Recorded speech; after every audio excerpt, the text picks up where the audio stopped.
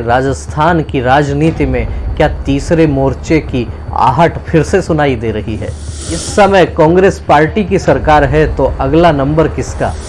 तो क्या बहुत आसानी से भाजपा सरकार बना लेगी?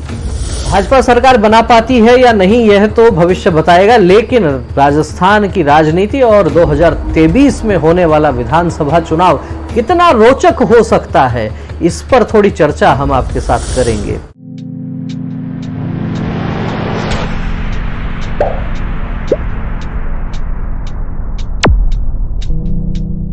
नमस्कार, मैं हूं विवेकानंद शर्मा और आप देख रहे हैं द विवेक व्यूज।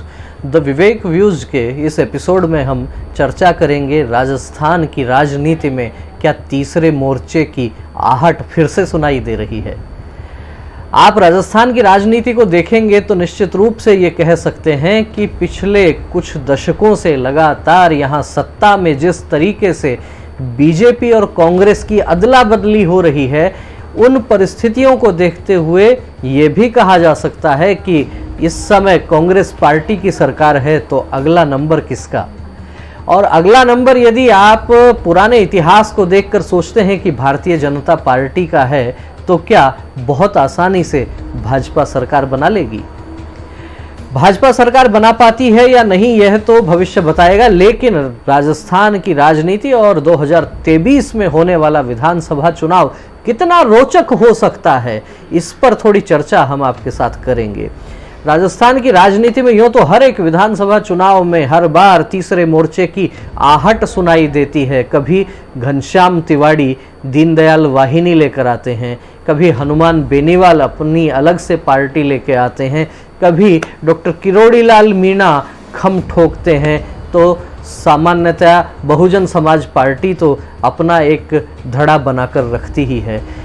याद करें उस दौर को जब हरियाणा में चौटाला बंधुओं की, चौटाला परिवार की राजनीति सिर चढ़कर बोलती थी। उस समय वे लोग भी राजस्थान की राजनीति में हाथ पैर मारते रहते थे, वे भी अपनी पार्टी के उम्मीदवार यहाँ उतारा करते थे। तो निश्चित रूप से ये कहा जा सकता है कि राजस्थान की राजनीति को आसपास के प्रदेशों के जो क्षेत्रीय दल हैं वे निश्चित रूप से प्रभावित करते हैं।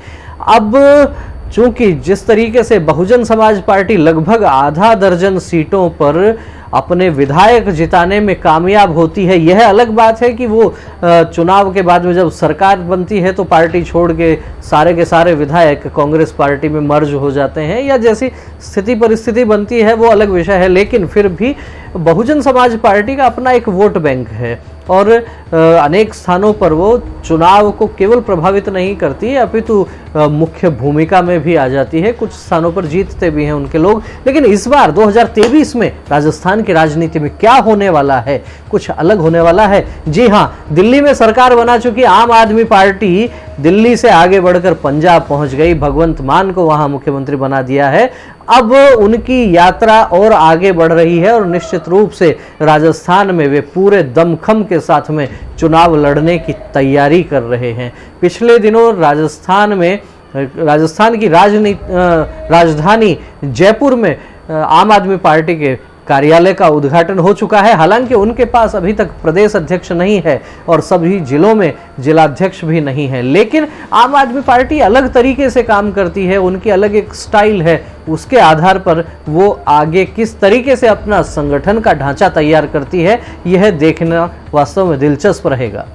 दिलचस्प यह भी रहेगा कि भाजपा और कांग्रेस के कद्दावर नेताओं के सामने आम आदमी पार्टी किस तरह के उम्मीदवार लेकर आती है। जिस तरीके से उन्होंने पंजाब और दिल्ली में चुनाव लड़ा और साधारण सामान्य से कार्यकर्ताओं को उन्होंने विधायक बना दिया, क्या राजस्थान में भी उसी पैटर्न पर आम आदमी पार्टी एक मजबूत विकल्प के रूप में दस्तक देने वाली है? क्या ये भी कहा जा सकता है कि जो थर्ड फ्रंट की बात होती है, वो तीसरी सारी शक्तियां जो भी हैं उनको एकत्रित करने का काम क्या आम आदमी पार्टी के नेतृत्व में हो सकता है, या जो भाजपा और कांग्रेस से असंतुष्ट नेता हैं उनको भी एक नया ठिकाना मिल सकता है? यदि ऐसा हो जाता है तो निश्चित रूप से ये कहा जा सकता है कि राजस्थान में होने वाला 2023 का विधानसभा चुनाव बहुत ही दिलचस्प हो जाएगा।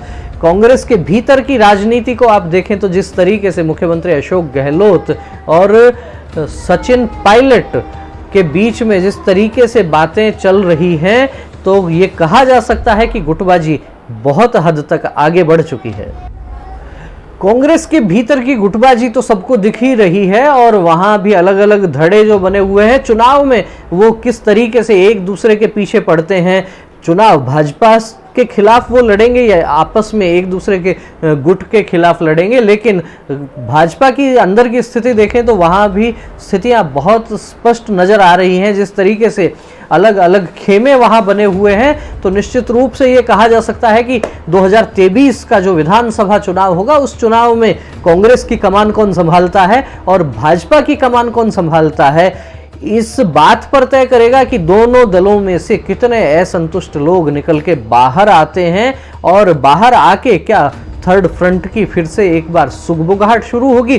क्या इस सुगबुगाहट में से कोई बड़ी शक्ति निकल सकती है और क्या इस सब का नेतृत्व आम आदमी पार्टी कर सकती है। बहरहाल आम आदमी पार्टी जिस तरीके से अपनी राजनीति करती है, जिस तरीके से स्थानीय मुद्दों को वो उठाती है और एकदम साधारण सामान्य से चेहरों को वो बड़े बड़े दिग्गजों के सामने चुनाव लड़वाते हैं, उनकी एक अलग प्रकार की योजना और रणनीति है। उन्होंने अपनी चौसर बिछाना राजस्थान में भी शुरू कर दिया है।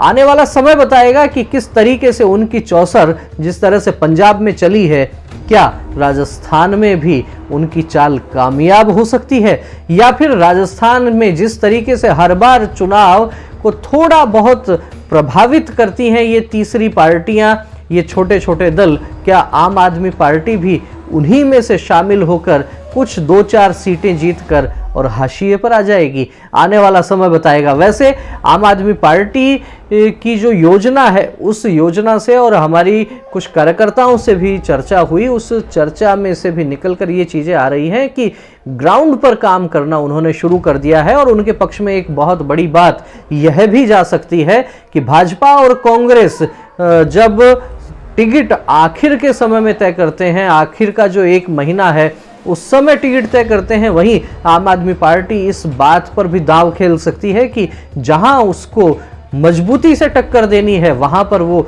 1 वर्ष पहले ही उम्मीदवारों को आश्वस्त कर सकती है कि आप अमुक विधानसभा क्षेत्र में तैयारी कीजिए, आपका टिकट पक्का है। और यदि इस पैटर्न पर यदि आम आदमी पार्टी काम करती है, तो ये कहा जा सकता है कि 1 वर्ष तक यदि किसी कार्यकर्ता को काम करने का मौका मिलता है, तो वो उस विधानसभा क्षेत्र की गणित बदलने में भी बहुत हद तक सफल हो सकते हैं। चुनाव को तो निश्चित रूप से प्रभावित कर ही सकते हैं। लेकिन आम आदमी पार्टी आखिर किन मुद्दों को लेकर आएगी? कांग्रेस और भाजपा के खिलाफ होने की जिस तरीके से वो बात करती है, कुछ स्थानों पर वो चीज़ें सबके समझ में भी आ गई हैं कि भाजपा के वो कितना खिलाफ है और कांग्रेस के कितना खिलाफ हैं। लेकिन राजस्थान में क्या आम आदमी पार्टी अपनी झाड़ू के माध्यम से कोई नया प्रयोग कर सकती है? यहाँ यदि झाड़ू चलती है तो आखिर सफाई कौन से दल की होगी, यह आने वाला वक्त बताएगा। आपको ये राजनीतिक विश्लेषण कैसा लगा?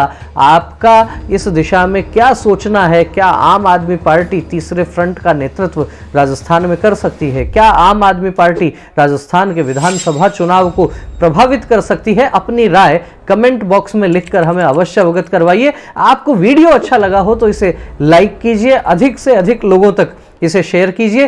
फिर मिलेंगे एक नए विषय के साथ, एक नए वीडियो के साथ। तब तक आप देखते रहिए द विवेक व्यूज। बहुत बहुत धन्यवाद। नमस्कार।